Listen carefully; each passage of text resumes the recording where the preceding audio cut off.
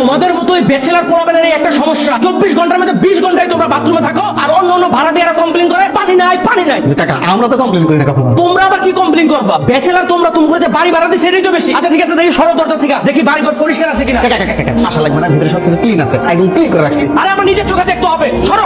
না না না, ভিতরে যাওয়া যাবে না, ভিতরে সবকিছু ঠিকঠাক আছে, কোনো সমস্যা নেই, আপনি না গেলেও হবে। আমি তোমার কথা বিশ্বাস করি না, আমি নিজের চোখে দেখবো সব ঠিক আছে কিনা। আবার না, যাওয়া যাবে না।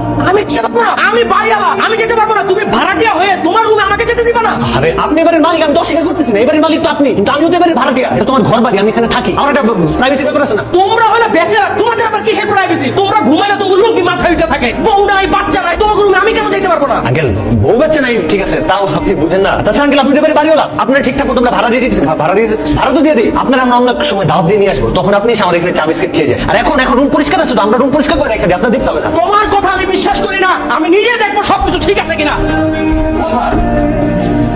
জি আঙ্কেল বলেন। আজকে তো কোথাও প্যারা করা দেখতেছি না, তারপর রুমটাও অনেক গোছানো মনে হইতেছে। জি আঙ্কেল দেখছেন, আমি তো আপনার আগেই বলছিলাম যে সবকিছু ঠিকঠাক আছে, আপনি শুধু শুধু আসলেন সময় নষ্ট। আরে তোমাদের কোনো বিশ্বাস নাই, তোমরা কখন কি করে বসো তার কোনো ঠিক আছে। আর এর আগে ওই যে চিলে কোঠা আছে না, চিলে কোঠা একটা বেচালে ভাড়া দিচ্ছে। কি করতে জানো? প্রায় ভাই অবশ্যই মাইন্ড দেয়। একদিন তো আমি হাতে ধরে ফেলেছি, তারপর কি করতে জানো? পুলিশ খবর দিচ্ছে, পুলিশ আইসা লাইট যেতে বাইরে থেকে বাইরে।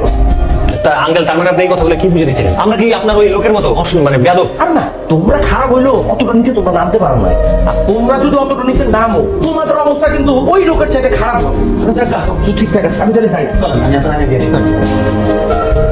মানুষ, হ্যাঁ আমি যদি এখানে আরেকটু থাকি আমি দম আটকায় মরে যাবো। আমি এক মুহূর্ত থাকলে আমি মরে যাবো। আপনি বললে আমার কি? কি আশ্চর্য, একটা অবলা মেয়ে বিপদে পড়ছে, হেল্প করবেন তো দূরের কথা, উল্টা এরকম জুলুম করতেছে, একটু মায়া দেওয়া নাই মনের মধ্যে? আচ্ছা ঠিক আছে, আপনি বের হবেন, কিন্তু এখন একটা শর্ত আছে। বাসায় যখনই কলিং বেলের শব্দ শুনবে তখনই সে আলমারিতে ঢুকে পড়বে, আশেপাশে কোথাও থাকা যাবে না। হ্যাঁ মনে থাকবে। আচ্ছা শুনেন, আমার না অনেক খিদা পাইছে, খাওয়ার কিছু হবে? বিয়ে বাড়ি থেকে পালা আসার সময় খাবারের কথা মনে ছিল না, তখন পেট ভরে কিছু খেয়ে আসতেন। আলু ভর্তা ডিম ভাজি আছে, চলবে?